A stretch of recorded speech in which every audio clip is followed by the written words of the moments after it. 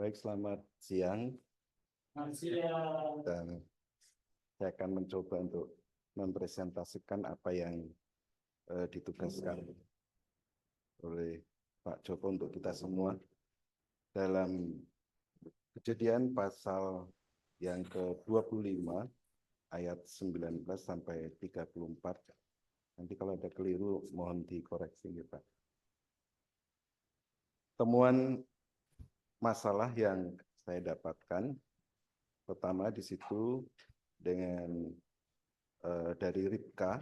Ribka itu mandul. Kemudian yang kedua, setelah berdoa, Ribka hamil, tetapi anak dalam kandungannya bertolak-tolakan. Dan itu mengakibatkan Ribka tidak bisa menerima. Makanya di situ dikatakan, jika demikian halnya, mengapa aku harus hidup? Seakan-akan dia kecewa lah gitu, atau putus asa. Lalu kemudian masalah muncul lagi karena kedua anak yang dilahirkan kembar itu berbeda. Esau dengan warna kemerahan dan seluruh tubuhnya yang diliputi dengan bulu-bulu itu, kemudian Ayub. Nah itu temuan masalah yang saya dapatkan. Kemudian masalah utama atau yang kedua, masalah utama berbicara berkaitan dengan masalah anak. Ya, jadi masalah anak. Siapakah tokoh yang berperan di situ? Tokoh yang berperan di situ adalah Ishak dan Ribka. Kemudian solusi yang saya dapatkan, mereka berdoa kepada Tuhan, meminta petunjuk kepada Tuhan, dan kesimpulan dari saya dan saran, masalah itu akan selalu ada di dalam kehidupan berkeluarga. Tinggal bagaimana kita harus menghadapi, jangan mudah putus asa dan jangan mudah menyerah. Sarannya, apapun masalahnya, hadapi dengan kepala dingin. Itu saja, Pak. Kita mau diskusi. Ada masalah? Ada. Berapa masalah? Kalau masalah utamanya satu. Oh, masalah utamanya satu. Berkaitan dengan anak. Oh, berarti masalah anak. Jadi nanti kalau diteliti berarti anak ya. Sudah pasti yakin ya anak yang mau diteliti. Kalau lewat ini. Kalau nggak yakin ya ini nanti masalahnya di sini. Ya. Karena barusan saya dengar itu bukan cuma masalahnya anak nih. Tadi terus masalah ada lagi toh. Tadi sebenarnya masalah pertama bukan anak. Masalah ibu yang mandul toh. Ya. Nah, terus kemudian yang kedua ada masalah lagi. Anak kan, anaknya kembar. Nah, ya kan? Nah, coba perhatikan, kita itu sedang mengidentifikasi masalah lewat kejadian. Nah, ternyata diketemukan ada dua masalah yang disampaikan Pak Yohanes di sini. Dan kata lain berarti kan ada dua yang harus diteliti di sini. Nah, untuk memastikan tadi ada kompetensi yang kita bahas, berarti kompetensi yang mana yang akan digunakan untuk menyelesaikan masalah ini. Nah, kalau misalnya bagi guru-guru mungkin lebih suka membahas mengenai anak, begitu kan? Karena anak peserta didik misalnya bahas tentang. Tapi kalau misalkan yang dibahas itu tentang ibu atau mungkin lebih tepatnya apa tentang keluarga, gitu, mungkin para pendeta, ya, para teolog itu yang akan membahas di situ. Nah, itu mesti diyakinkan. Misalkan saya bertanya sama Bapak mau bahas yang mana? Mesti yakin saya mau bahas yang mana. Gitu kan? Itu. Lalu kemudian yang bicara masalah solusi. Ya, ada masalahnya dua. Kemudian pertanyaan yang ketiga. Siapa ke tokoh? Nah, tokohnya di sana ada siapa? Ishak dan Ribka. Ishak dan Ribka. Itu tokohnya. Nah, menurut Anda, benar apa salah? Ada Esau yang juga, maksudnya kita mau ini loh, supaya clear ya, ada namanya yang disebut ada korelasi. Ya, jawabannya harusnya begini. Bapak tadi mau bahas yang mana? Nah, Pak Yonis mau bahas yang mana? Lebih ke keluarga sebenarnya. Nah, kalau keluarga berarti yang jadi tokohnya di situ siapa? Bapak. Ishak dan Rifka. Ya, paling tidak kalau menyebut masalah keluarga ya bisa Ishak, istrinya itu si siapa? Rifka, dan kedua anaknya itu masuk di tokoh di situ. Tapi kalau bahas anak, kasusnya anak, ya tokohnya itu Yakub sama Esau. Nah, ini maksudnya begini. Saya bilang seperti ini supaya kita itu jeli ketika kita mau bahas mananya, gitu ya. Ini apa permulaan kita untuk mulai bagaimana kita pandainya untuk mengidentifikasi, gitu. Sama di dalam sebuah masalah makro tadi, tapi yang mikro yang kita mau pilih yang mana, gitu. Nah, kalau semuanya tetap gitu, itu nanti boleh nggak? Boleh, nggak apa-apa, boleh. Jadi nanti misalnya itu nanti X dan Y, itu aja di sini sudah ada dua yang dibahas. Jadi bahas masalah anak, bahas dulu dalam keluarga. Nanti kemudian X, Y-nya itu nanti kaitannya dihubungkan dengan dependennya itu independen dan independennya itu apa begitu. Nah ini perlu dipikirkan ke depan kalau kita mau mencoba membahas seperti itu. Oke, bisa ditangkap? Ada satu lagi yang mau maju ke depan? Silakan Pak. Ya, terima kasih Tuan Berhati. Silakan. Ya, oke, silakan maju ke depan. Lebih bagus karena jangan takut salah. Kita kalau takut salah akan selalu salah. Saya sudah membayangkan ini salah. Begitu saya mendengar penjelasan, kok ketoknya salah.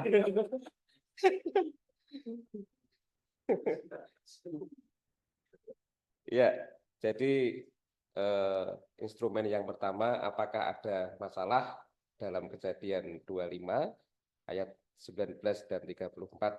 Jawabannya ada, ya. Kemudian apa yang menjadi masalah? Itu yang menjadi masalah itu adalah masalahnya itu adalah masalah tentang tidak bisa menguasai sebuah keinginan. Itu saya soroti sebagai sebuah masalah. Nah, di situ kenapa saya menyoroti itu? Karena Esau ini memiliki sebuah keinginan yang kuat untuk menikmati makanan karena lapar. Jadi itu adalah masalahnya apa? Masalahnya adalah masalah keinginan gitu. Itu jadi masalahnya buat saya. Lalu kemudian kalau tokohnya siapa? Tokohnya di situ adalah ya begitu sudah mendengar penjelasannya Pak Joko berarti yo Esau sebenarnya. Tokohnya Esau. Di sini saya tulis Esau, Yakub, Ribka, Ishak. Kemudian solusinya adalah jadi keinginan tidak selalu harus terrealisasi ketika keinginan itu menyangkut atau mengakibatkan hal yang fatal dalam hidup kita. Nah, kesimpulannya adalah dari apa yang saya lihat situ, permasalahan itu dalam kehidupan itu terjadi salah satunya disebabkan karena sebuah keinginan. Oke, jadi kita mencoba untuk menjelaskan ya. Yuk kita ini si penderita. Ya, menurut Anda ini ya, masalahnya itu masalah keinginan. Kira-kira menurut Anda mendengar itu realistis gitu ya? Masuk akal enggak dalam konteks kejadian pasal 15 itu? Ada, masih bisa realistis, masuk, bisa dijadikan sebagai satu bentuk penelitian. Bisa Pak, kalau itu menyebutkan dari segi anak. Karena itu menyebutkan dari segi anak, orang tua, sama ibu kan.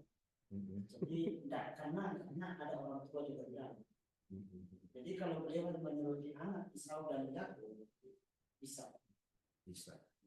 Berarti harusnya kalau kita buat menjadi judul, kalau kita mau menjadi judul, gitu kan? Apakah judulnya keinginan Yakub atau Esau? Nah, ini kan perlu dipikirkan supaya dalam konteks ilmiahnya itu clear. Jadi kalau misalkan nanti kan akhirnya dibuat seperti itu, masalahnya apa, tapi dibuat menjadi sebuah rangkuman, sebuah judul. Nah, kalau misalnya judulnya keinginan yang salah mengakibatkan apa gitu ya? Kehancuran. Betul. Kalau kemudian kita coba ke arah itu berarti bisa, begitu ya. Nah, karena ini kaitannya dengan masalah keinginan makan, jadi nanti hubungannya keinginan kerakusan apa ya? Itu kemudian ya itu siapa nanti? Berarti tokohnya di sini siapa? Esau. Tokohnya. Kalau membahas tentang itu berarti cuman Esau saja. Ya. Hanya Esau. Karena ini menyangkut persoalannya Esau gitu ya. Yakub nggak punya masalah di situ. Bapaknya juga nggak punya masalah di situ. Kecuali kalau misalkan ini kaitannya hak kesulungan. Ya, yang dibahas masalah hak kesulungan. Nah, itu baru kita mau melihat yang mana kesulungan itu. Ya, melihat apakah karena kaitannya rebutan itu, berarti kan Esau sama Yakobnya yang dibahas gitu. Mamanya yang nggak bisa disalahkan, mamanya kan yang mengandung dan melahirkan, kan gitu.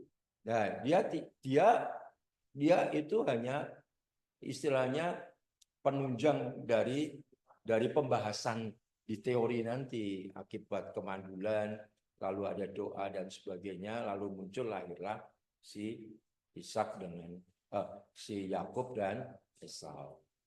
Nah, itu menjadi masalah karena memang hak kesulungan itu hanya milik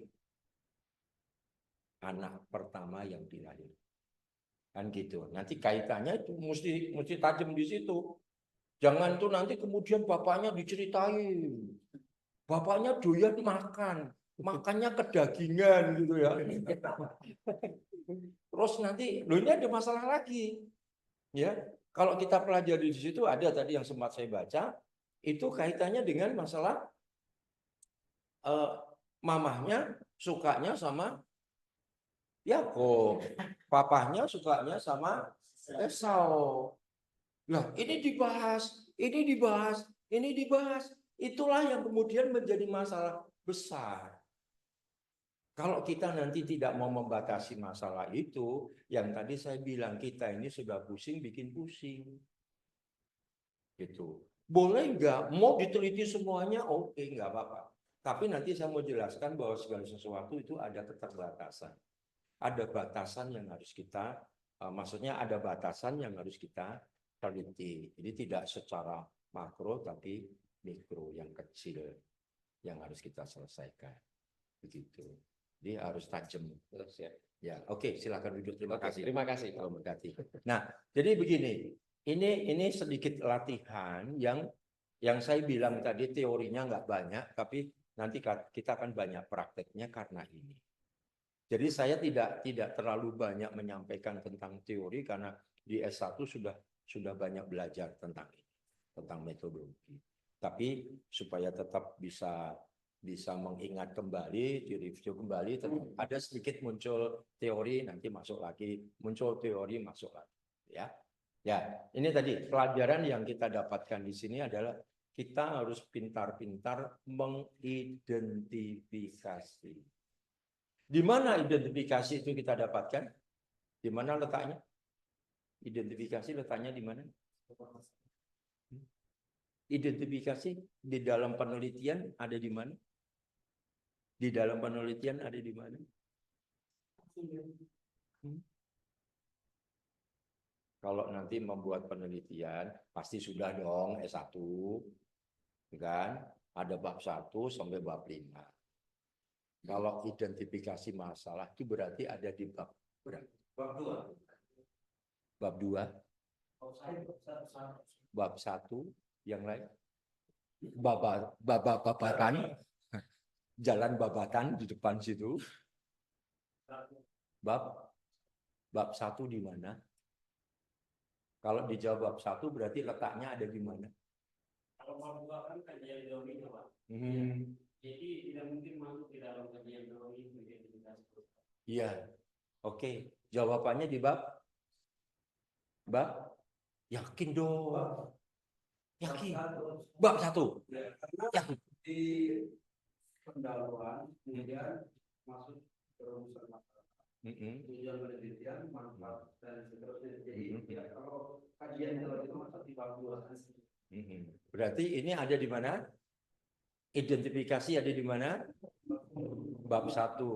Di bab 1 yang mana?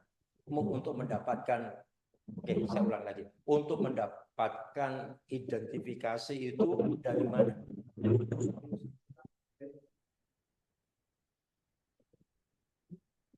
Nah, ini kan masih belum nih. Ya kan? Oke ya. Nah, begini. Ketika Anda mengidentifikasi tadi, itu Anda dapatkan dari mana?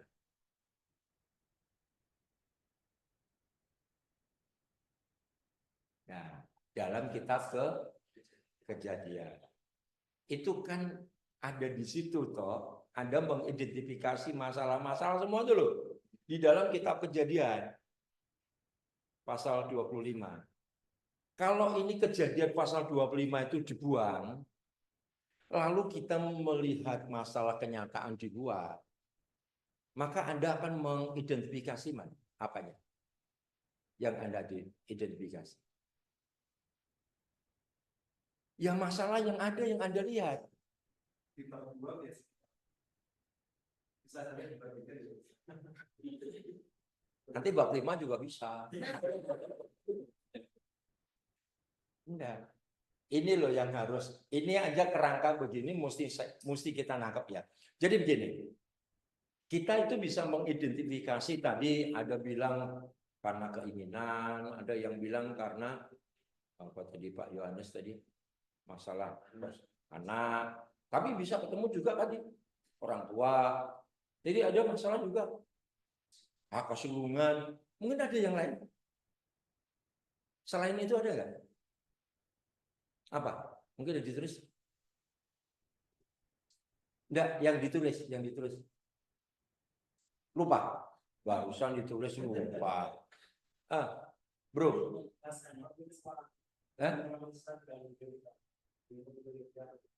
Enggak. Ini tadi yang ditemukan di sini masalahnya apa?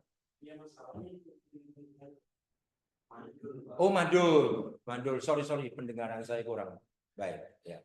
Jadi karena masalah tidak punya anak ya. Nah, itu kan didapatkan di kitab Kejadian pasal 25. Sama nanti ketika kita melakukan penelitian, TKP-nya di mana? Misalnya kita meneliti di kampus. Nah, di kampus itu kan ada dosen, ada mahasiswa, ada tenaga kependidikan, gitu. Belum ada tenaga yang lain, kepustakaan, tenaga apa saja. Nah, lalu yang kita mau teliti yang mana? Saya mau teliti yang mahasiswa. Sama di sini, yang saya mau teliti adalah mandul. Jadi bicara tentang kemandulan. Itu loh maksudnya. Nah, itu di mana? Itu di latar belakang. Latar belakangnya di mana? Di dalam kitab Kejadian. Gitu. Jadi nanti kita membuat penelitian itu latar belakang itu mesti jelas. Sekalipun Anda temukan banyak masalah, tadi masalah keluarga, masalah kasih sayang loh di situ, ya toh. Itu yang bapaknya sayang si Esau ibunya saya loh itu pilih kasih kan, itu masalah nggak? Itu masalah juga dalam keluarga. Mungkin bicara keluarga is okay, tapi keluarga itu di mananya kita membidik itu. Kalau kita membidiknya itu adalah karena pembedaan kasih sayang, itu yang dibahas. Sekalipun di sini tokohnya beberapa tokoh terlibat, tapi karena kita itu fokusnya kepada satu titik saja, ya, tentang pembedaan kasih sayang terhadap orang tua atau orang tua terhadap anak, itu yang dibahas. Makanya nanti ada pertanyaan rumusan. Rumusannya itu ya kaitannya dengan yang baru kita temukan. Kalau kaitannya dengan hak kesulungan, nah Anda membuat rumusan tuh di hak kesulungannya itu. Jangan kemana-mana.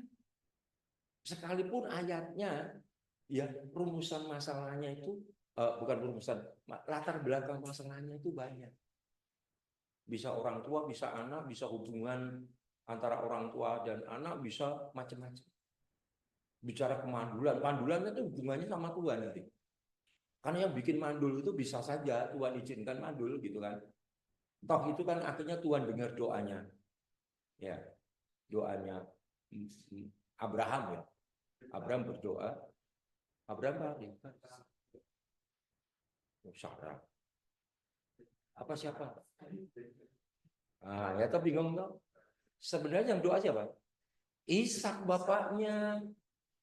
Begitu. Akhirnya Ishak berdoa. Nah, itu sampai antara Ishak dengan Tuhan itu sempat terjadi apa ya namanya? Bukan perdebatan sih, tapi pergulatan di situ. Nah, ini kita mesti Ishak. Jadi bukan Abraham. Cuma saya sedikit mengacaukan aja supaya bingung. Nah, ini yuk kita mulai sini sedikit aja. Ini baru awal kita mau mengidentifikasi. Nanti makin dalam, makin dekat ya supaya kita makin masuk ke ruangan-ruangan dalam kehidupan ruang gaib gitu ya. Maksud saya itu nanti ketemu dengan hal-hal yang luar biasa. Saya menggunakan ruang gaib bukan karena gaib beneran gitu. Supaya Anda punya gambaran, bayangin gitu loh ya. Ada di sana ada apa gitu. Ada sesuatu rahasia yang harus dibuka. Nah, makanya sekarang kita mau lihat di sini.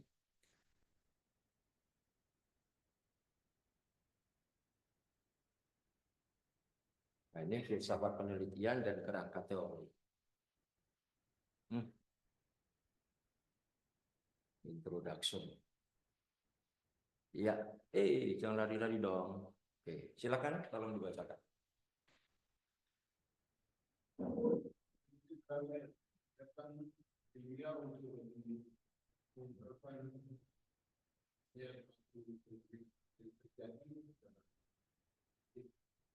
Dan di suatu institusi dan keadaan kawan Ya, oke. Ini sekarang kita masuk ke sebenarnya ke psikologi ya. Coba diperhatikan di situ.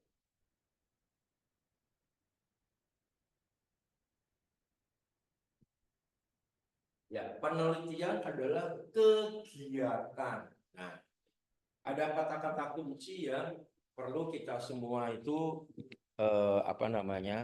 tanggap di sini ya. Ada kata kuncinya di sini adalah kegiatan. Tapi kegiatan itu yang ilmiah. Kegiatan yang ilmiah itu artinya kegiatan yang bisa diukur, bisa dijelaskan. Ya, misalnya kegiatan apa? Kegiatan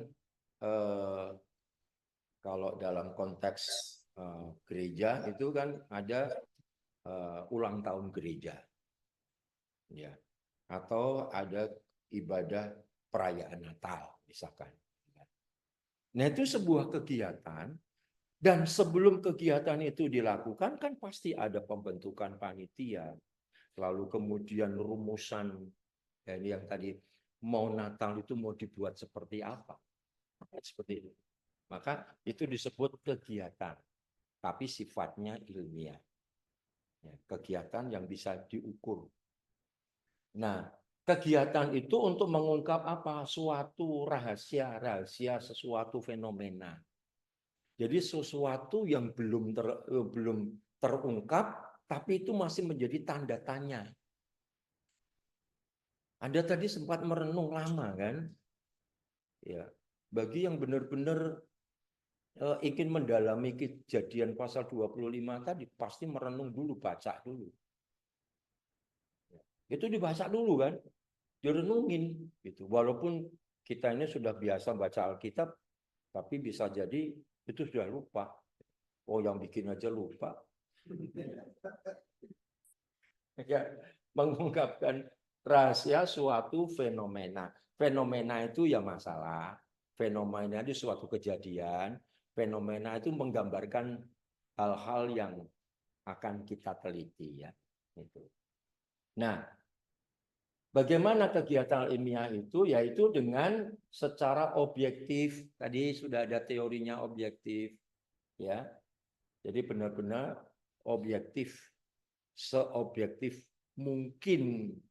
Jangan sampai ada keterlibatan kita memasuki fakta yang ada. Ya. Nah, secara objektif ini diperkuat dengan bukti-bukti. Makanya tadi saya tanya, kalau misalkan itu yang dibahas masalah anak, ya bahaslah si Yakub atau si Esau. Tapi kalau itu kaitannya pasti dengan hak kesulungannya, gitu kan? Kalau kita bahas anak. Tapi kalau kita bahas tentang keinginan tadi, itu tidak siapa-siapa selain daripada Esau. Ini masalahnya kan kelihatan. Tapi ketika kita membidik, saya mau bahas yang mana? Ini fenomena ini yang kita mau bahas di sini, maka secara objektif carikan buktinya. Itu nanti ada korelasi hubungannya. Jangan kita membahas tentang keluarga, ya, tetapi kemudian dihubungkan dengan masalah keinginan makan. Bisa nggak? Semua kalau dihubung-hubungkan bisa. Tapi itu tidak realistis kalau dipaksakan. Itu loh yang saya maksudkan kenapa kita mesti ngerti ini. Ya. Yang bisa namanya realistis dengan bukti-bukti itu, ya. Bukti-bukti itu kalau bicara tadi masalah makan. Ya, masalah makan kalau kita mau paksakan itu ada sebenarnya, ada berapa? Ada, kalau kita mau nambah-nambah memang bisa. Tapi yang pasti itu adalah Esau. Ya. Kalau kemudian kita ada konteks dekat, konteks jauh, konteks dekatnya adalah karena bapaknya suka makan daging. Lalu dia buatkan makanan. Itu masih terhubung dekat. Nah, diusahakan ketika kita membuat penulisan penelitian ini, itu lebih dekat dengan konteks dekatnya. Ya. Jadi itu yang mungkin akan istilahnya itu akan mewarnai itu di konteks dekat. Kalau konteks yang jauh dalam konteks biblikal mungkin masih bisa. Karena ada konteks dekat, konteks jauh. Tapi kalau sudah sebuah masalah, itu ya di masalah di situ. Nggak bisa kita punya masalah di Semarang, sekalipun misal mohon maaf ini hanya contoh saja. Di kota Semarang terjadi perkalian orang Papua dengan orang Semarang, misalnya gitu kan. Nah, kejadiannya kan di Semarang. Memang ada sebutan Papua. Orang Papua berkelahi dengan orang Jawa misalnya, tapi kejadiannya di Semarang. Kita nggak bisa kemudian ngambil konteks yang jauh. Oh, Papua, ini begini-begini. Mungkin, ya ini sedikit tambahan, mungkin budayanya masih bisa. Budaya karena di sana mungkin keras, ya. budaya biasa di apa misalnya kegiatan di ladang, kegiatan tuh orang suka teriak-teriak begitu ya. Papi mertua saya ini orang Ambon. Ya. Jadi kalau ngomong itu pelan tapi banter banget gitu. Banter, Pak. Betul, keras gitu. Kayaknya sih sebenarnya buat dirinya itu pelan. Tapi sebenarnya udah di luar di jalan itu udah kedengaran suaranya. Itu karena memang itu kan bicara budaya. Tapi orang Jawa nggak bisa gitu. Ngomong yang pelan-pelan. Ojo ngomong.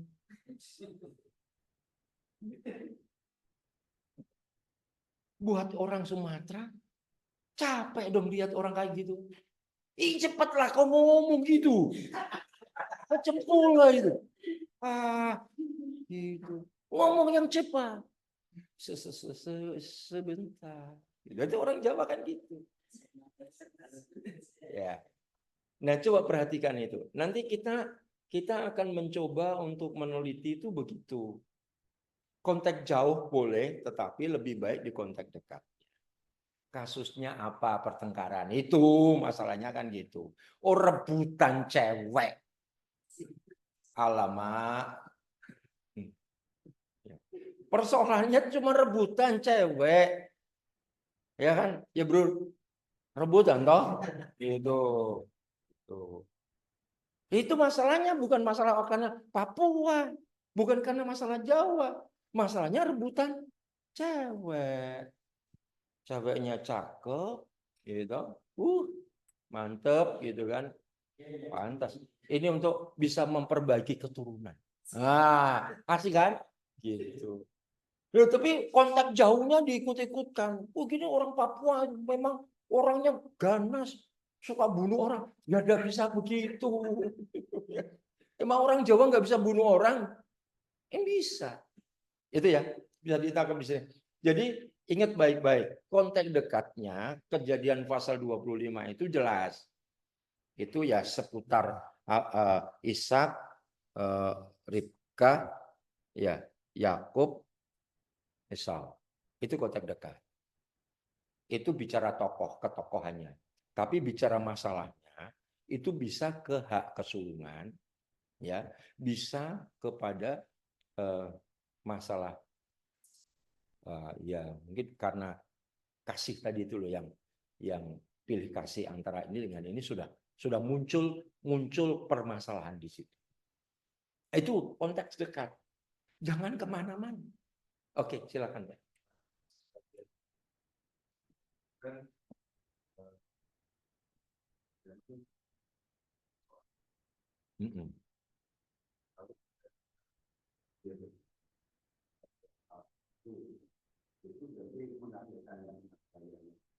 Ya.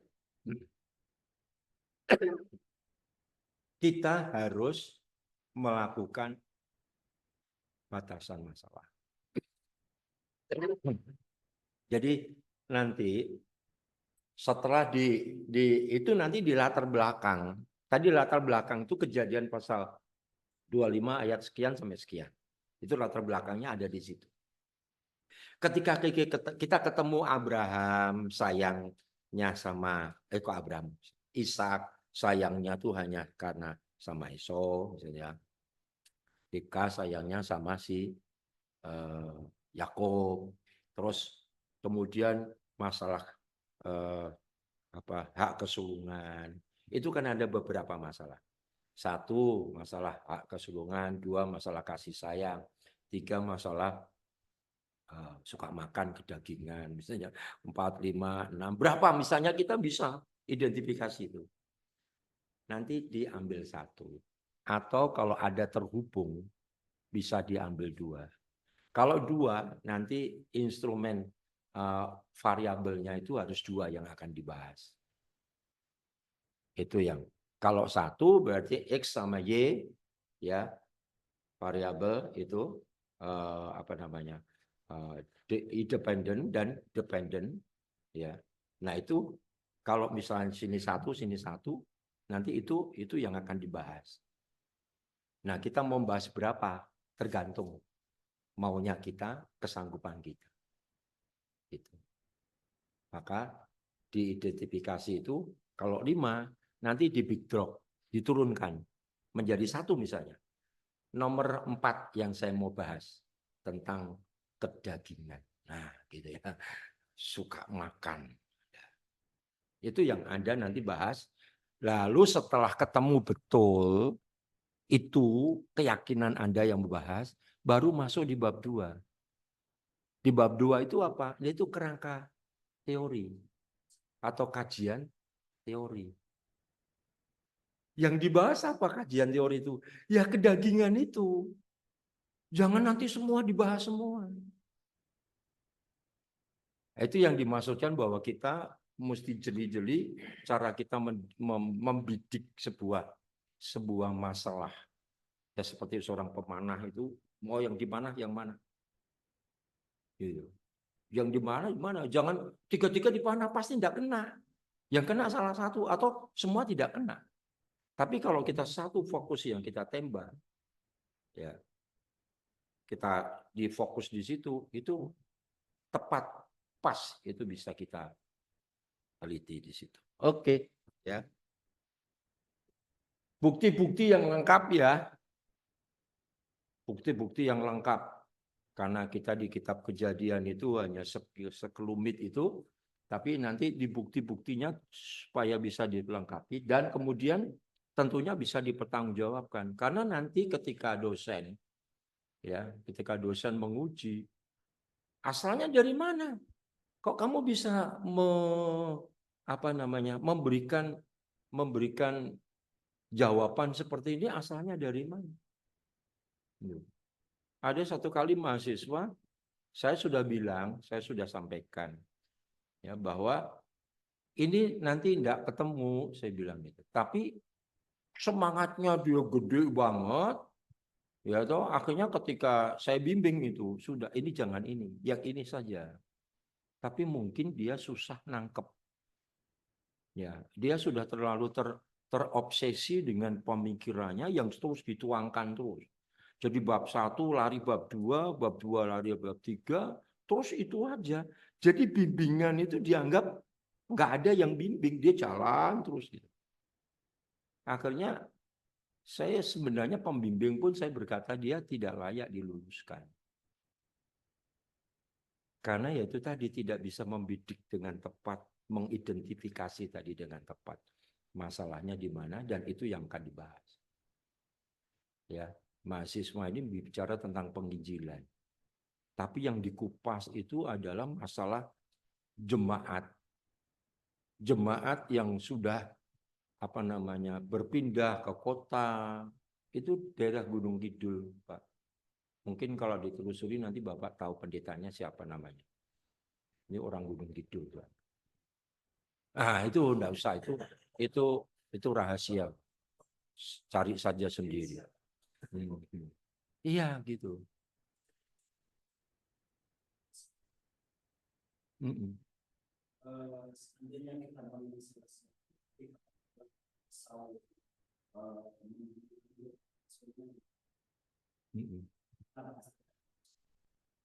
dalam laki-laki itu kita juga dari yang itu siapa pasti akan itu sebagai dasar untuk larangan bisa. Nah harus itu kenapa begitu karena semakin kita kuat di dasarnya yang terjadi latar belakang itu pasti isinya akan buat itu. Ya. Nah ini yang saya coba pikir itu apakah ketika kita membuat satu karya ini juga akan hal yang sama atau ada hal yang lain gitu? Sebenarnya kerangka berpikir Anda itu sudah oke ini. Tadi di sini tadi ya. Sini. Karena itu kan di konteks dekat. Ya. Selama ada di konteks dekat, silakan dibahas. Tetapi ingat, ketika nanti hak kesulungan, konteks dekat itu hanya menjadi dukungan. Karena pasti Anda akan membahas tentang hak kesulungan itu konteks bangsa Israel. Pasti akan ke situ. Jadi akhirnya mengabaikan siapa? Ya Ishak, mamahnya dan ya mamahnya, papanya dan juga Yakub. Karena nanti Anda akan mengupas justru karena kaitannya dengan hak kesulungan. Dalam bahasa asli hak kesulungan itu apa? Lalu kemudian bagaimana ini historinya dari mana, sejarahnya kok ada hak kesulungan. Nah itu nanti kan di bab kedua kan lari ke situ. Bab pertama itu boleh, itu kan menjelaskan ada konteks dekatnya. Nah, tapi nanti kerangka berpikirnya, kerangka teorinya maksud saya, itu pasti akan membahas tentang khususnya hak kesulungan. Itu yang saya maksudkan. Ya. Jangan nanti di bab kedua itu terus muter lagi di sini. Enggak. Kalau bab 1 sudah clear, jangan diubah-ubah bab 1 dimasukkan lagi di bab 2. Bab 2 itu langkah selanjutnya. Inilah yang tadi saya bilang di tugas tadi itu adalah solusinya. Itu sebenarnya saya sedang mengajak Anda itu untuk membuat solusi itu berarti kerangka berpikir. Kalau masalah ini gimana nih? Muncul nih cara saya harus memberikan apa ini? Ya. Ini tadi saya belum melihat solusi-solusi di setiap masalah itu apa. Itu connect enggak? Terhubung enggak? Nah, dengan apa yang Anda tulis tadi. Antara masalah dengan solusinya. Jangan-jangan masalahnya udah benar, tapi solusinya yang enggak benar. Bisa jadi kan? Bisa nangkap sampai di sini ya? Jangan-jangan. Karena solusinya tadi Bu. Itu pikiran saya ya. Itu menurut pemahaman saya ya. Betul kan? Tadi kan pertanyaannya begitu. Kalau ini tidak connect dengan sini, ya tetap ini salah. Walaupun tulisannya bagus, kerangka teorinya itu bagus, tapi kalau ini tidak connect dengan yang di bab 1, ya itu bukan penelitian yang bagus. Penelitian yang bagus ketika masalahnya jelas, kemudian dicarikan solusinya. Itulah kerangka berpikir, kerangka teori, kajian teorinya itu. Setelah kajian teorinya nanti dibuat panjang lebar, jadikan itu adalah alat, instrumen di bab yang ketiga. Nah itu begitu. Itu namanya korelasinya ada. Konteksnya itu ada. Konteks dan konten itu langsung jalan terus. Kalau bab 1 sudah benar, puji Tuhan, bab yang kedua belum tentu benar. Karena apa? Enggak nangkep ini yang sedang diteliti itu apa. Oke ya, sampai di sini ya. Lanjut ya. Yo. Nanti kalau ada pertanyaan lagi, silakan. Yang di Zoom ada pertanyaan? Silakan. Halo, yang di Zoom. Iya, silakan.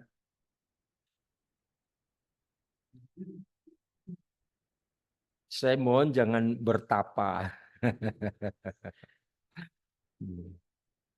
Enggak sih, ini pada tegang juga ternyata.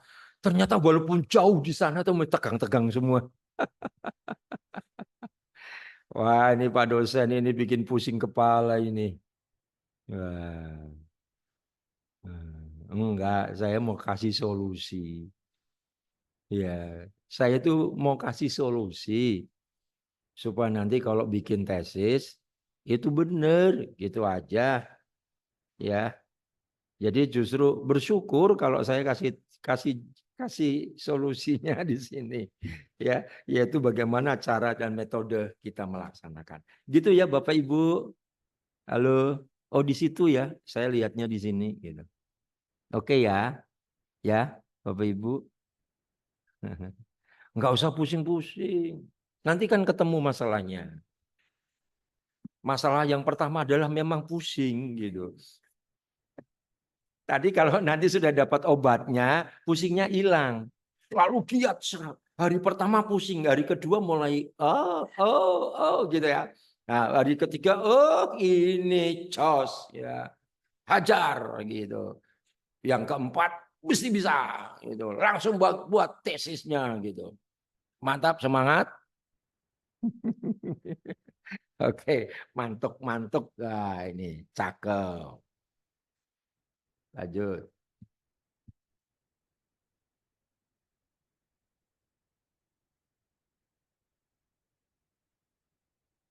Oh, ini karena saya mesti keluarin dulu.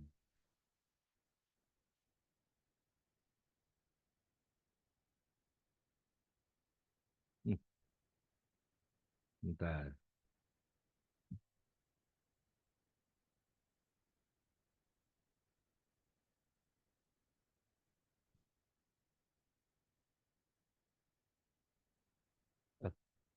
Ini beda.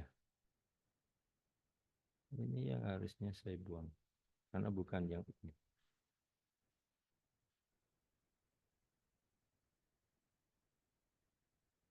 Oh, kok keluarnya ini terus? Yang di PowerPoint. Nah, ini. Harusnya ini. Oke. Thanks very much. God bless. Oke. Ayo dong. Nah, sekarang kita lihat nih. Yang kedua, unsur-unsur. Ya. Perhatikan. Tadi yang pertama adalah kegiatan penelitian ini. Ya. Nah, unsur-unsur dari penelitian itu apa? Nah, kita lihat. Nih.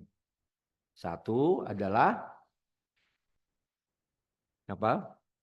Bacakan, silakan.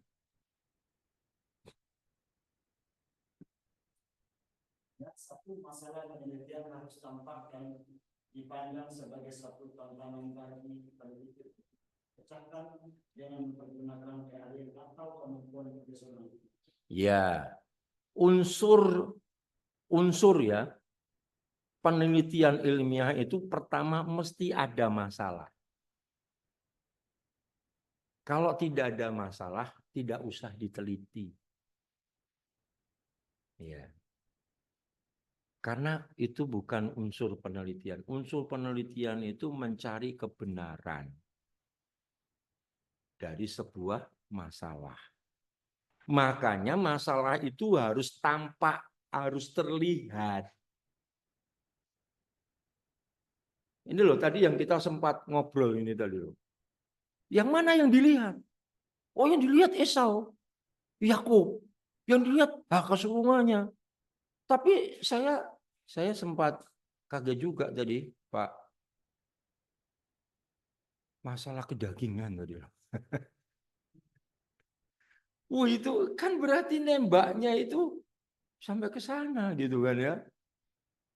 Padahal di sini kan udah jelas ini masalah hak kesulungan, masalah apa.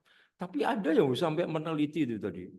Itu meneliti tentang masalah kedagingan karena suka makan tadi. Nah, karena itu yang nampak memang. Yang nampak yang Anda lihat itu. Makanya itu yang Anda buat. Masalahnya ternyata itu. Nah, masalah penelitian harus tampak dan dipandang sebagai suatu tantangan. Anda tertantang, ada orang yang melihat, aduh, enggak jadi. Nanti kan gitu ya, waktu penelitian ketemu di ini, aku mau teliti ini. Nanti sehari, 2 hari itu pindah lagi. Lalu, enggak, aku yang ini, gitu. Dan nanti seminggu lagi, waduh, ini kayaknya kurang mantep ya. Kurang greget. Saya ini. Nah itu terus-terusan. Ya. Padahal sebenarnya sesuatu yang membuat tantangan bagi peneliti itu harusnya kita udah masuk di situ. Gitu. Kalau kita tidak tertantang, maka yang tadi awal itu motivasi dorongnya kurang. Jadi motivasi dorongan yang paling menyenangkan itu ketika Anda tertantang untuk menyelesaikan masalah, mencari kebenaran dari permasalahan itu. Itu ya. Jadi harus menantang kita ya bagi seorang peneliti untuk apa? Tantangan itu untuk dipecahkan. Orang kan memang susah, nggak mau begitu. Gitu. Ada masalah, ya dihindarin aja, ngapain sih? Kalau bisa nggak ada masalah lah, gitu. Orang bisa dewasa tuh justru karena ada masalah. Kalau tidak ada masalah, nggak bisa dewasa-dewasa. Saya melihat di apa itu kalau nggak salah IG atau di TikTok kalau nggak salah. Saya tuh lihat orang tua bawa anaknya masih kecil, baru bisa jalan dikit-dikit. Itu jalan itu ditutupi kan karet-karet gitu, ya. Lalu ditinggal sama bapaknya pergi. Lah anak itu kan menangis mau ngikutin, padahal itu jalan itu ditutup pakai karet-karet. Nah, kenapa bapaknya pengen tahu anak ini punya inisiatif enggak untuk mencari jalan, atau nangis geru-geru gitu kan ya, terus akhirnya pingsan gitu ya, atau dia berusaha. Ternyata itu ada dua anak yang satu itu pinter, dia berangkang lalu berobos jalan, yang satu bingung nangis. Nah, itu biasanya kalau orang tidak suka tantangan itu ya begitu. Taunya bisanya nangis, nyalain. Oh, gara-gara kamu. Tapi bagi orang yang mau tertantang dan mau memecahkan persoalan, akan menjadi orang yang pasti mantap. Begitu. Nah, dengan itu kalau kita siap menerima tantangan, dan tantangan itu membuat kita mau memecahkan persoalan, mari kita menggunakan keahlian. Ya, dengan kemampuan profesional. Metode penelitian. Nah, gitu ya. Menyelesaikan itu dengan benar, dengan baik. Jangan ada masalah, selesaikan semaunya sendiri. Itu tadi non ilmiah. Gitu. Tapi kalau ilmiah itu ada ditata dengan baik, gitu ya. Meminta pertanggungan seseorang itu dengan cara yang baik, ada aturan mainnya. Itu harus melalui apa dulu, melalui ini jalan, akhirnya oke, masalahnya selesai. Nah, sekarang saya ingin Anda semua yang hadir di sini bisa melihat ini gambar apa?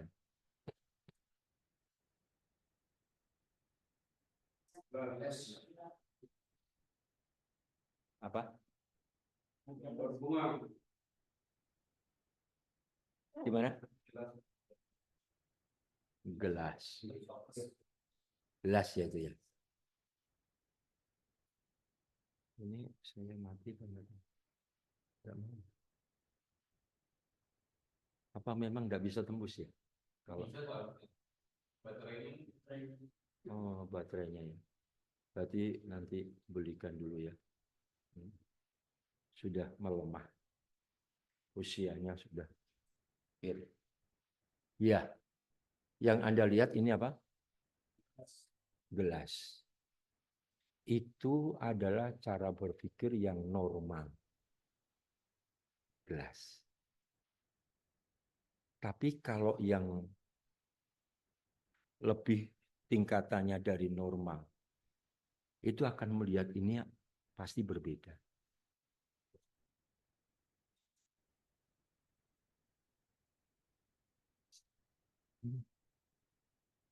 Oh, iya. Bisa. Bilang begini souvenir, masuk. Bilang begini ini kapal. Cangkir gelasnya dua, suami dengan istri.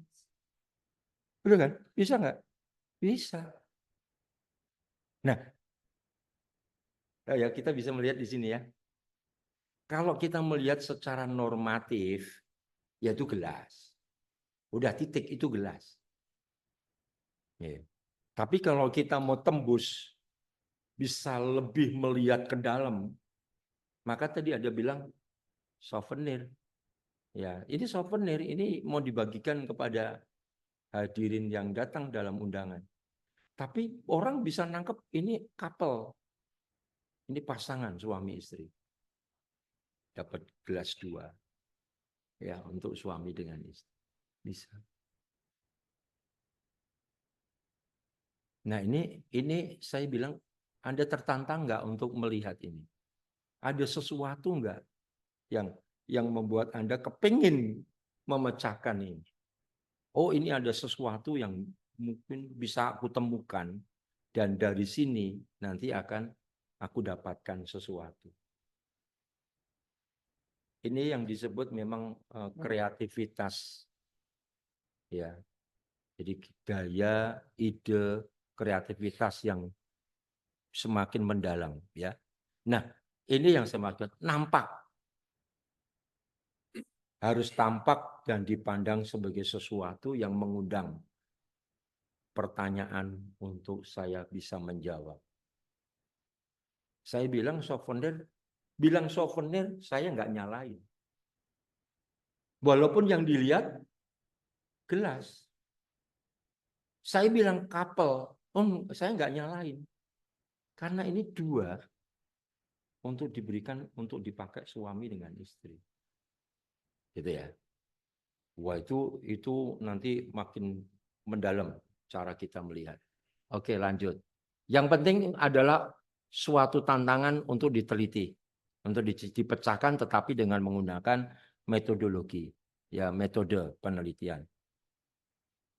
Nah, sekarang kita mau lihat ini. Oke, dibacakan. Yang kedua, unsurnya yang kedua dalam penelitian adalah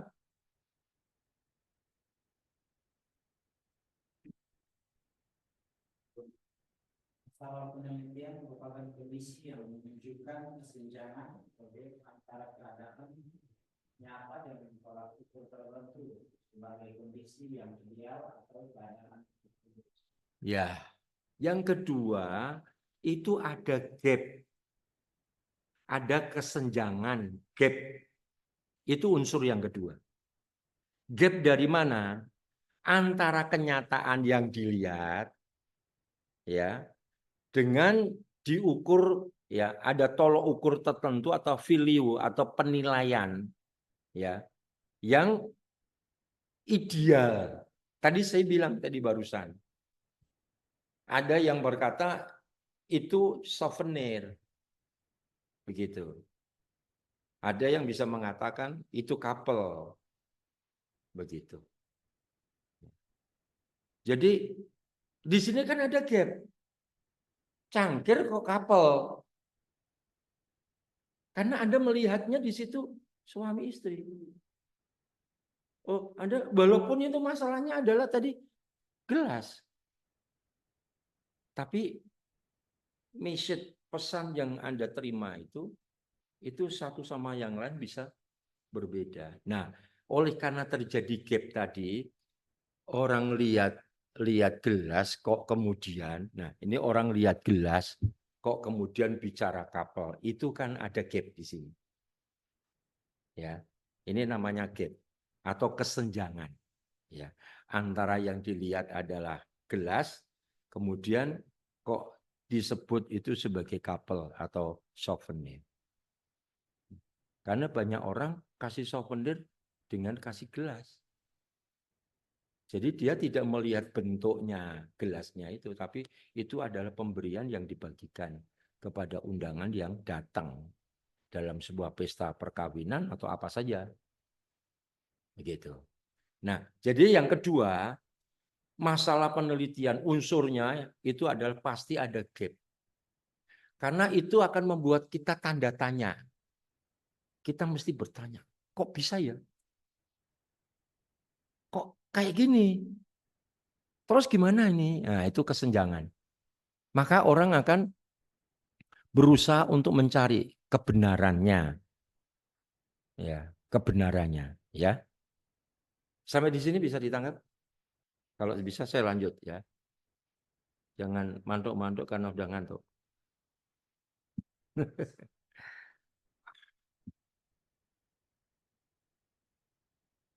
Ini kayaknya batunya memang sudah perlu diperbaiki. Nah, ini gambar seorang wanita. Ya. Nah, di sini ada tiga, ya. Ada tiga apa ini? Awan.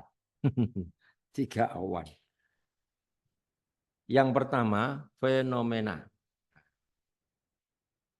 Ini kan si ibu ini lihat fenomena. Fenomena apa? Tanda-tanda di sini. Sama seperti kita. Sedang melihat adanya fenomena. Ya, ini. Kita melihat kondisi yang menunjukkan kesenjangan keadaan yang nyata. Nah, kita mau lihat. Nah, dari fenomena ini maka akan dilakukan selanjutnya. Fenomena itu harus dinilai. Jadi fenomena apa yang kita lihat? Kemudian di sini ada view. Ini ada penilaian. Penilaian ini yang dimaksudkan adalah bagaimana kita mau mengukur fenomena itu. Lihat supaya kemudian kesenjangan itu akan ditemukan, maka harus ada penilaian. Nah, dari penilaian itulah yang selanjutnya di sini muncul something, pertanyaan yang akan dikembangkan selanjutnya. Ya. Ini langkah-langkah yang perlu kita pelajari. Begitu. Nah, ini bicara masalah yang kedua, ada gap.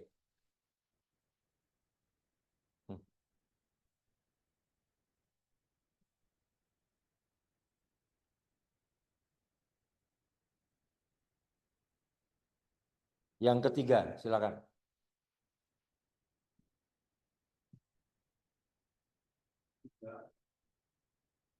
Masalah penelitian adalah keraguan yang timbul terhadap suatu keadaan tertentu berupa kesangsian tentang tingkat kebenaran suatu keadaan. Unsur yang ketiga dari sebuah masalah penelitian itu adalah keraguan. Ragu. Tadi kesenjangan karena antara kenyataan itu ketika diukur dengan sebuah penilaian itu membuat menjadi loh kok gini ya? Ini masuk akal enggak ya? Ini nanti bisa ditemukan enggak? Ada korelasi hubungannya enggak? Ya. Nah, kemudian di ketiga ini keraguan yang timbul terhadap suatu keadaan tertentu berupa sanksi saya. Itu tadi yang di atas tadi objektif, kemudian kita harus membuat apa namanya analisis tadi ya. Terus apa lagi ya, bisa analisis tadi. Setelah analisis tadi apa? Harus punya cara berpikir. Sudah lupa? Bukan, tadi ada 3 itu. Apa? Yang 3 tadi?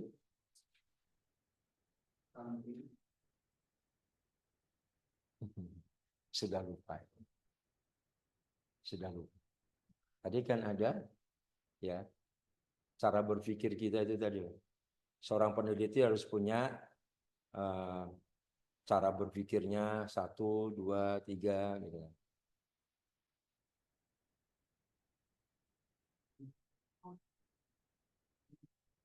Kritis,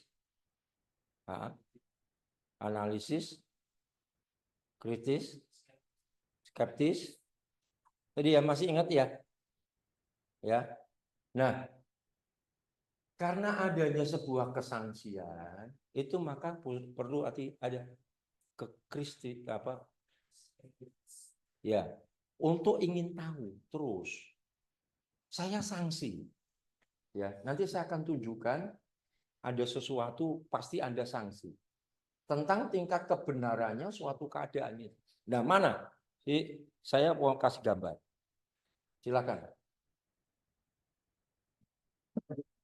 Apa yang Anda lihat?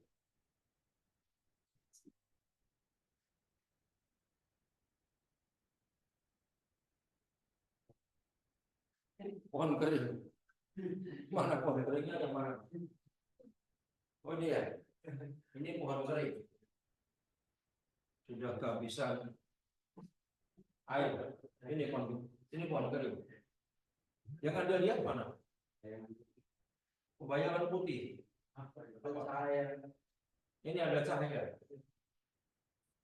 Benar.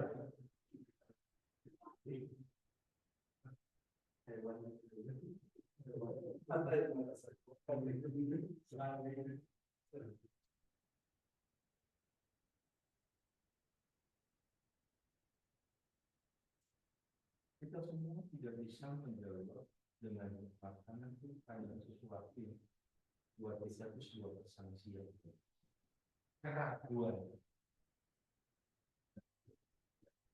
tidak jelas. Bisa. Saya bisa berasumsi, Anda bisa berasumsi. Ini apa tadi? Kalau kita lihat di sini, asumsi yang awal.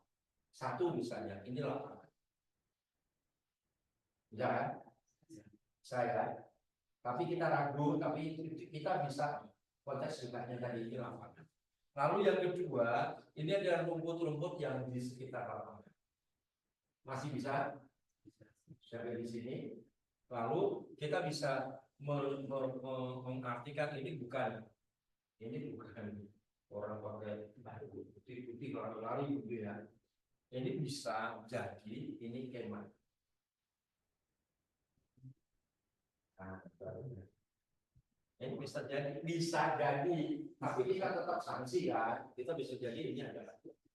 Kalau kondisinya dia lampu, memang di lapangan ada itu ya, ada listrik ya. Apa? Mungkin petromas.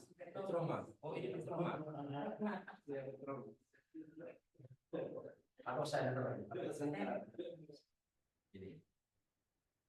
Ya ragu juga. Saya dapat ini juga ragu. Oh, ya.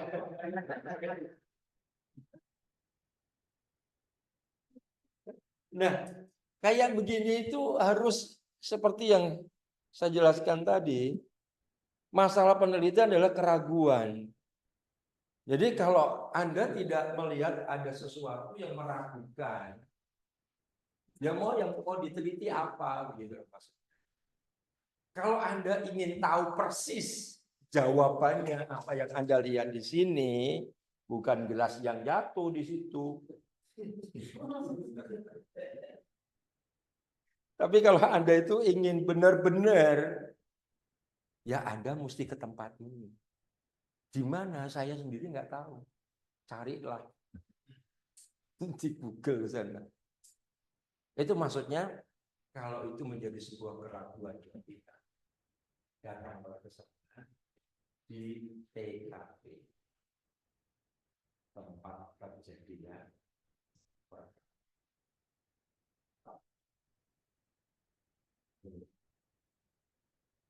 itu yang disebut di unsur yang ketiga.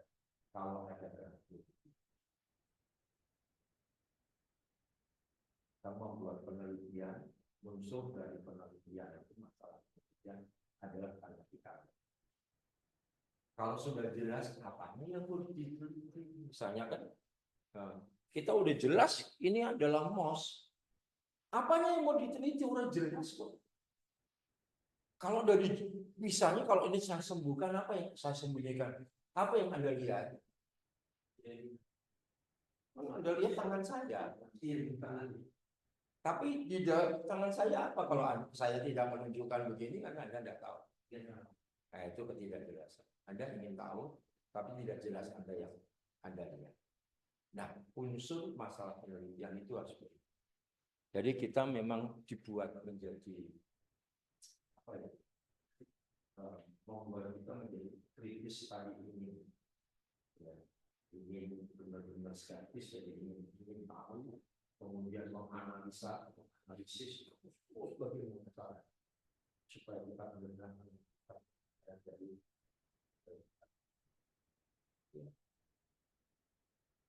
Oke, ada pertanyaan?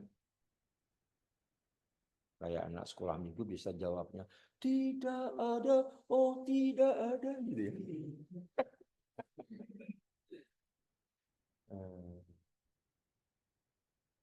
Oke, sampai di sini ada 3 unsur ya. Ingat baik-baik ada 3 unsur.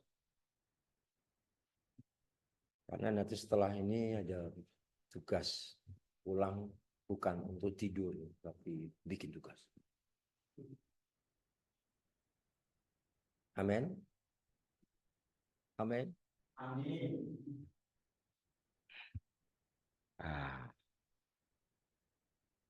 Tadi Pak Wahyu bilang jangan sampai rugi. Ya.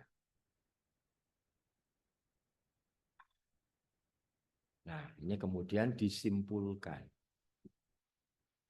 Kriteria penelitian itu, nah ini. Silakan dibaca.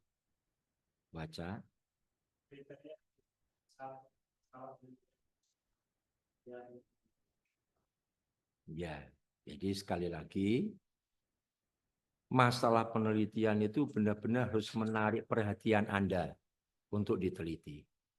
Kalau tidak menarik, ya sebaiknya sih tidak usah. Sekalipun itu sebuah masalah. Karena nanti Anda akan mengalami kesulitan. Kesulitan untuk mencari data karena tidak punya keinginan untuk itu.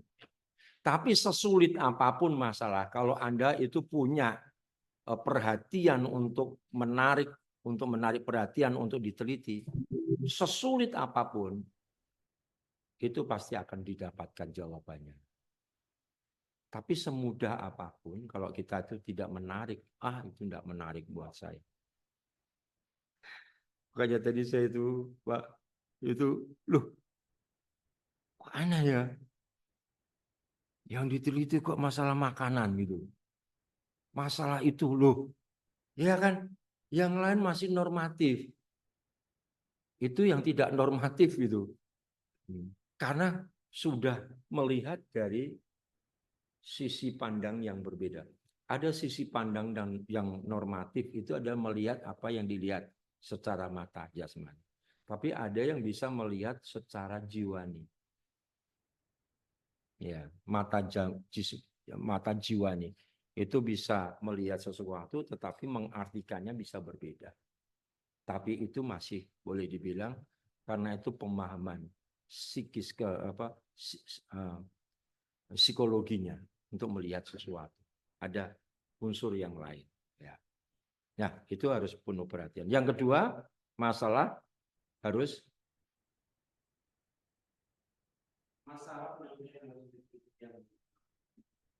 ya, yang berguna untuk diungkapkan.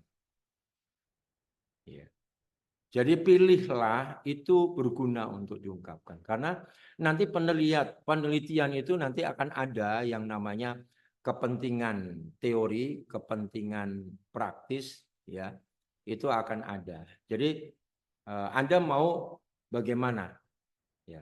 Nah, untuk supaya kriteria penelitian itu benar bagus, harus bisa berguna untuk diungkapkan supaya hasilnya itu bisa dibagikan.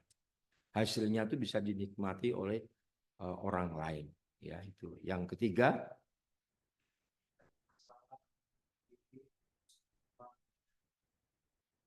ya kalau Anda tidak mahir di bidangnya, nggak usah lah. Biar orang lain aja yang teliti. Masa Anda itu mau meneliti dari mana telur itu? Dari ayam. Ayam dari mana? Nah, telur dari mana? Jawabannya sebenarnya sederhana. Pertanyaannya awal apa? Telur dari mana? Ayam. Ya sudah toh, telur dari ayam. Jangan nanti ada pertanyaan ayam dari mana? Itu kan pertanyaan kedua. Itu kasus yang kedua. Kasus pertama telur dari mana? Dari ayam. Sudah selesai kan? Ya. Ini jadi Anda masalah yang dipilih harus relevan dengan keahlian Anda. Sudah, keahlian Anda itu di mana? Dalam konteks teologis itu nanti bisa teologi biblika, teologi sistematika, ya, atau teologi praktika, ya. Mau apa lagi? Itu aja dari sisi itu. Karena nanti selama 3 semester itu akan dikasih pelajaran atau mata kuliah masalah teologi. Nah, itu aja yang nanti keahliannya kan nanti dapat ya sekolah di situ. Begitu ya. Sesuai dengan keahlian Anda ya. Jangan yang tidak jangan diteliti, nanti Anda kesukaran sendiri, tidak selesai nanti. Ya, kalau tidak selesai, yang rugi Anda sendiri toh. Pengen lulus ya tadi ya. Syukur. Salah bisa diteliti, lulus gitu kan. Wah, syukur. Tapi bersyukur memang masuk kelas kembali. Supaya kemarin lulus itu ditebus untuk lulus yang sekarang. Ya, karena lulus yang kemarin itu untung-untungan. Anugerah. Maka nanti yang ini nanti mesti bukan karena anugerah, tapi benar-benar excited, penelitian yang dikerjakan dengan semangat karena punya keahlian. Ya, next lanjut.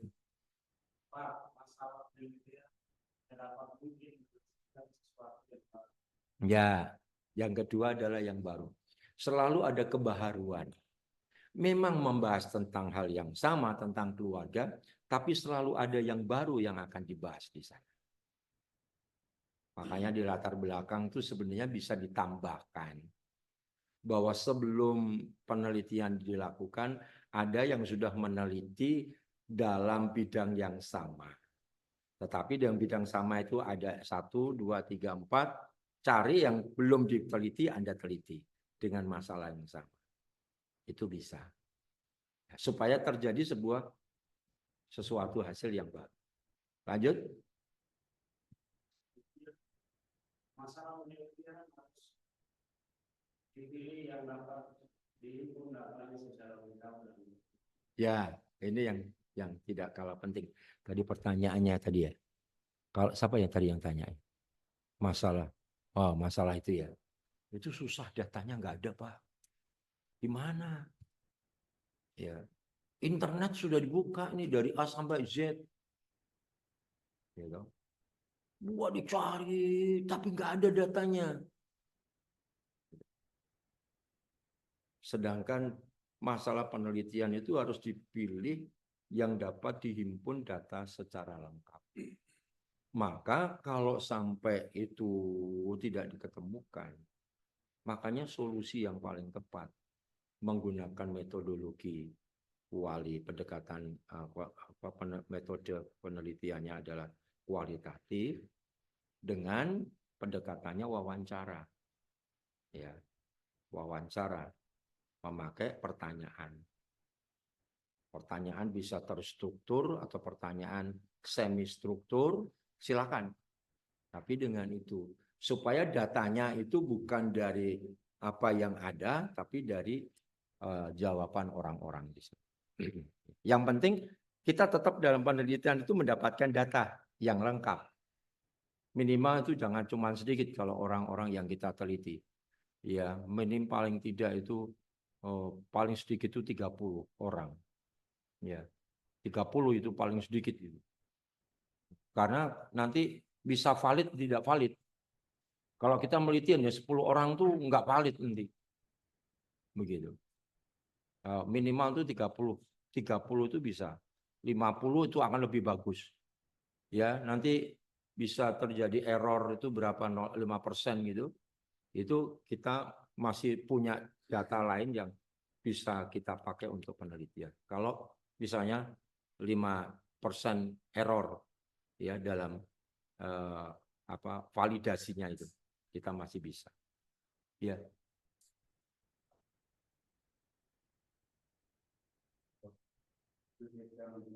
Kualitatif itu menurut apa? Ada orang yang kita wawancara. Ketika itu informasi itu ya informasi. bebas, tapi tidak dibatasi bahwa yang kalau menurut saya kuanti itu batas itu informasi itu tidak boleh. Itu nanti. Tapi kalau kualitatif wawancara bisa tidak terbatas untuk banyaknya informan. Tidak harus, karena kalau kita pilih banyak, mungkin lebih dari 30 atau mungkin saja 20, karena nanti untuk validasi data itu akan berarti di situ. Menurut saya. Betul, memang persoalan kualitatif itu di situ.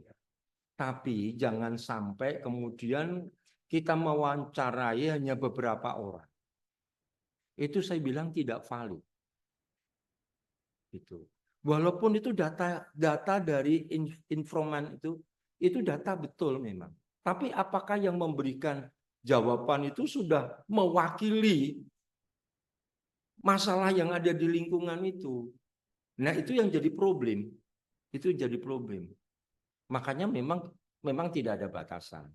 Tapi karena saya berpikir masalah validasi, kalau nanti divalidasi itu tidak valid, kan gugur. Itu problemnya. Makanya memang minimal, itu saya bilang ada minimal, itu karena supaya ketika nanti divalidasi itu ngedrop 1, ngedrop 2 gitu kan. Oh, ini tidak valid, ini tidak valid.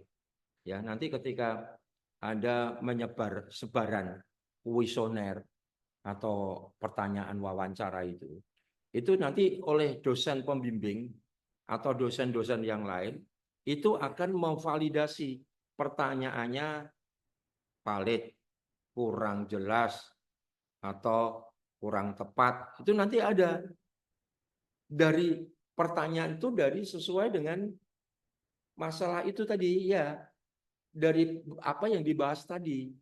Kalau yang dibahas tadi itu ternyata tidak dengan pertanyaan tidak nyambung, itu nanti dosen yang akan memvalidasi tidak valid. Mungkin bisa valid tapi tidak jelas, perlu diperbaiki. Gitu ya. Nah, itu yang jadi masalah. Kalau wawancara itu begitu. Itu belum nanti masukan dari, makanya tadi saya bilang KTP-nya perlu dia memang dia apa lahir di situ, tahu kondisi keadaan di situ. Misalkan begitu. Nah, itu makanya kita cari data sedapat mungkin untuk supaya nanti data tersebut bisa secara lengkap dan objektifnya tadi di situ. Ya. Nah, oke, sampai di sini. Yang saya khawatirkan itu cuma satu. Nanti kalau divalidasi, gitu. Daripada Anda 2 kali kerja, mendingan sebanyak mungkin. Tapi kalau seandainya divalidasi, dari Anda buat 50 pertanyaan itu, divalidasi 5, masih 45. Kalau divalidasi kemudian menjadi 30 masih mending. Ya. Nah, itu yang dikhawatirkan itu nanti di situ. Ketika divalidasi. Ya. Maka buatlah yang lebih banyak. Informannya maupun kuesioner instrumen pertanyaan. Ya. Kalau kuanti sama kual itu perbedaannya di mana?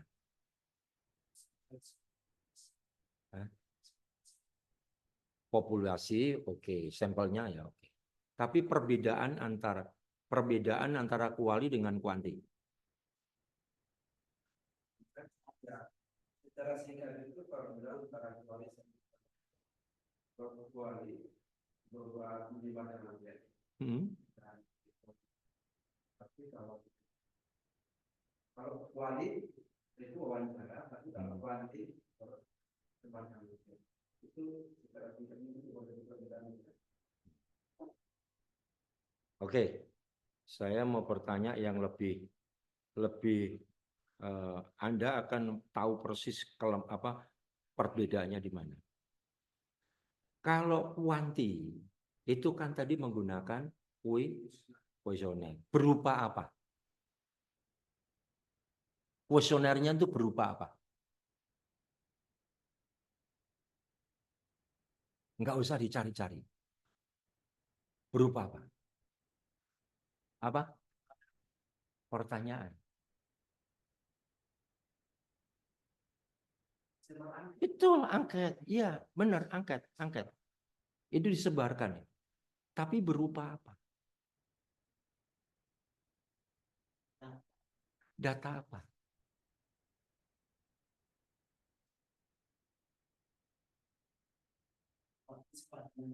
Iya, betul. Partisipan itu nanti orang. Informan itu orang, partisipan itu orang, responden itu ya orang. Itu kan penggunaan istilah aja. Tapi ketika Anda itu membagikan kuesioner itu berupa apa? Yang Anda bagikan itu loh, itu berupa apa? Kalau kuanti. Kalau kuanti berupa apa? Ya? Pertanyaan.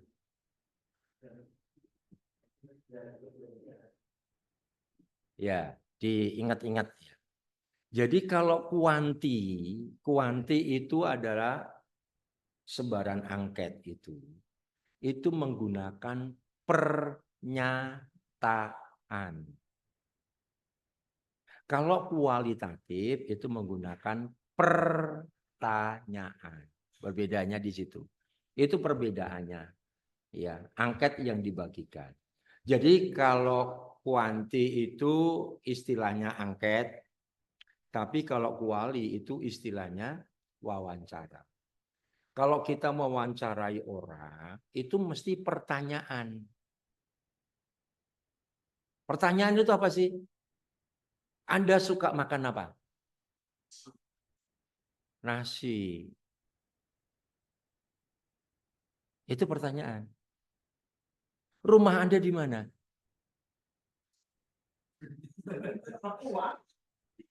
Di angkasa luar. Itu pertanyaan. Kalau kenapa kuanti itu pernyataan? Karena itu angka. Nanti akan sangat setuju, tidak setuju, sangat tidak setuju itu pernyataan. Nah, pernyataan itu adalah saya setiap hari membaca Alkitab 10 kali. Jawabannya sangat setuju. Benar. 10 kali Anda baca Alkitab. Ya. Nah, itu kan masalahnya di situ. Itu pernyataan, saya membaca Alkitab sehari 5 kali. Itu 5 ayat atau 5 pasal atau 5 Alkitab gitu kan. Gitu ya. Oke ya, sampai di sini ya. Nangkep ya. Nah, masalah peneliti tidak boleh terlalu luas. Nah, ini tadi. Tidak boleh terlalu luas, tetapi juga tidak boleh terlalu sempit. Masih bisa nggak diteliti? Kalau masih bisa, boleh. Tapi kalau luas, terlalu luas, nanti kita kebingungan sendiri. Ya, gitu ya. Nah, sekarang ini nanti tak kirim aja deh. Tugasnya nanti di sini. Nah, sampai di sini. Ya. Ditangkap, direkam, tapi nanti saya kirim di WA. Tapi kan ada, kita semua ya kuliah ini ya. Jadi tidak perorangan, tapi nanti langsung saya kirim. termasuk nanti materi yang bisa saya bagikan, saya akan kirimkan di. Jadi tidak satu orang tapi masuknya ke grup. Ya. Dan coba perhatikan question. Apa pendapat Anda sebagai seorang pendeta? Nah, jadi pertanyaannya apa?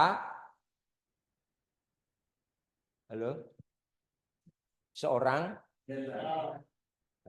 Jadi Anda mesti menempatkan diri sebagai pendeta. Walaupun saat ini belum ada yang jadi pendeta, apa yang sudah ada pendeta, tapi Anda harus menempatkan diri apa pendapat Anda sebagai seorang pendeta. Tolong dibacakan karena kita udah setengah 4. Pada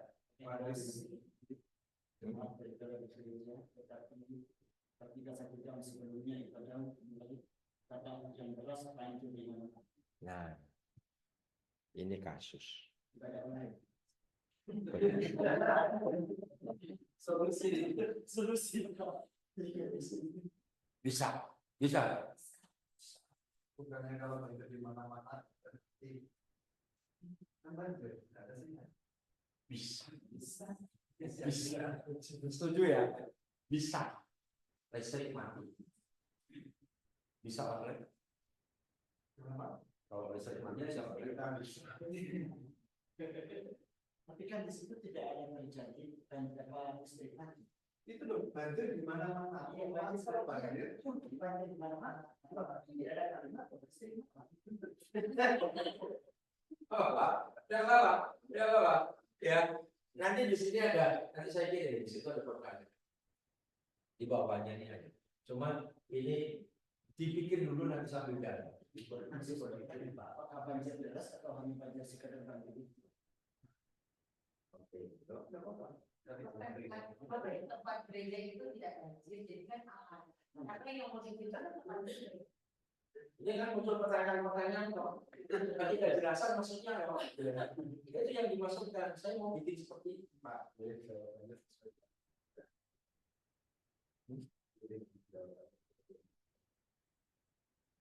Oh, aku terserah Pak. Silakan. Itu bagus. Itu berarti fakta yang dilihat di dalam. Tapi nanti di sini ada 3 unsur ya yang perlu dijawab. Nah, seperti apa? Ya besok nanti saya kirim nanti malam juga ya. Oke, sampai di sini. Kita akhiri pertemuan kita. Saya tidak mau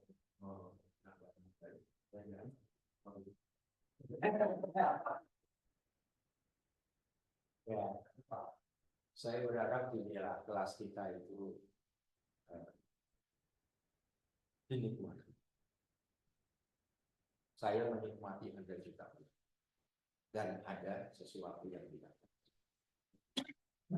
Ada saya di video. Oke ya. Kita akhiri nanti karena di sini ibunya cuma satu. Ibu yang satu saja yang mendoakan kita semua. Ya, mari sama yang di mana? Zoom, mari kita ikuti doa bersama. Silakan.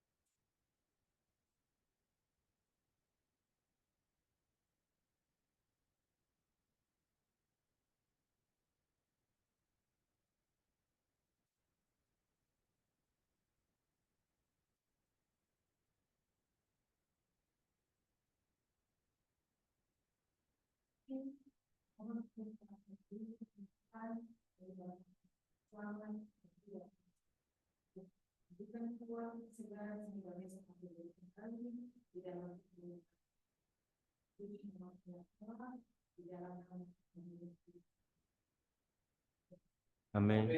Baik, selamat pulang. Tuhan memberkati. Nanti saya kirim. Terima kasih. Semangat. Sama-sama.